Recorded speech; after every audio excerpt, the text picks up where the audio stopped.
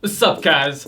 Okay, need to get that one out. How are we all doing today? You know, I noticed that I keep wearing clothes that blends into the background. I'm kind of like a chameleon. But actually, I'm kind of curious to know what you guys think of this background. We've had it for a couple months now. It's just part of the apartment that I'm in. Have you gotten used to it? It's completely fine. You don't even notice it. You like it. You don't like it. Let me know down below what you're thinking about that wall. So a couple videos back, we talked about 5 timeless hairstyles that have been around for a long time, and they're still going just as strong today as they did back then. If you missed that video and you want to check it out,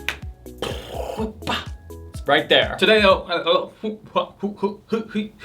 I want to switch that concept on its head. We're talking about 5 hairstyles that I still see today. People still choose to rock this today. So I'm not talking about things like the mullet, which most people agree have gone out of style a while ago. But no, today we're talking about 5 hairstyles that, in my opinion, guys, are pretty weak, and I think that these should be dropped in 2018. I'll just preface this by saying that everyone's style, everyone's taste in fashion, in hair, this is all subjective stuff. I'm simply giving you guys my take on what I'm not a fan of.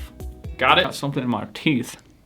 I'm feeling pretty perky because I just had my burrito for lunch. So number 1 is that super straight fringe, emo looking fringe, made popular a number of years ago by the one and only Mr. Justin Bieber. Now, I understand that this specific hairstyle has seen a decrease in popularity over the recent years, but I still see it enough in my day-to-day life that I feel the need to mention it. Like I said, this is definitely a hairstyle popularized by Justin Bieber, but we also saw people like Zac Efron rocking it in the movie 17 again. Again, these are old references, but they made an impact because these are still around. Like I said, guys, you know, rock whatever hairstyle that you want. But if you want my 2 cents on it, this long straight fringe is like it's a very cheesy boy band look, and it's one of the more immature hairstyling options out there. The way it kind of rounds your face out, it just makes you look a little bit younger than you might be, unless of course you are young, in which case it'll make you look your age, I guess. Just don't get this mixed up with all fringe hairstyles. That's not what I'm saying. I think the shorter, messy fringe hairstyles look great. I'm just not a fan of the long, straight, swoopy fringe. Second up, and this one I really don't understand, and that is the long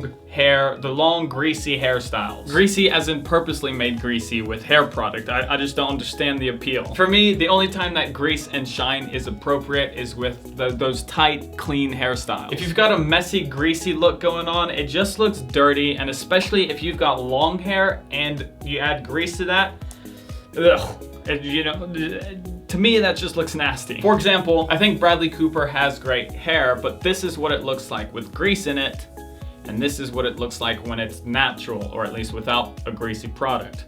You tell me what you think looks better. You want longer hair? That's completely fine. Just don't grease it up. That's all I'm saying. This third hairstyle, this is another one that gets me a little bit confused, and that is the, what's it called? The military flat top hairstyle. When in short hair, that is completely fine, but when you buzz a perfectly flat plateau into the top of it, it just makes it look funny. Think about it for a second. One of the biggest considerations that people have when choosing a hairstyle is finding something that complements their facial features. I have never seen any military flat top hairstyle complement any kind of facial feature in existence. If anything, it looks like you were dropped on your head as a child and things just didn't work out. And also, guys, I'm not throwing shade at military hairstyles in general. I like the drop fades, the heavy fades. I think those look great, and those are definitely military inspired. The military flat top hairstyle though, I'll pass. Fourth up on our list, this is for any of you guys who might be experiencing a little bit of thinning, a little bit of balding, and that is trying to cover up that bald patch with hair, that comb over, that bald patch comb over. Honestly, you may have heard it before, but if you are starting to bald, the best thing that you can do is simply embrace it. Either embrace it, just shave everything off, you know, just go for it, or you can look into things like hair transplant systems, temporary hair systems, or even wigs. There's a lot of wigs out there that look extremely realistic nowadays.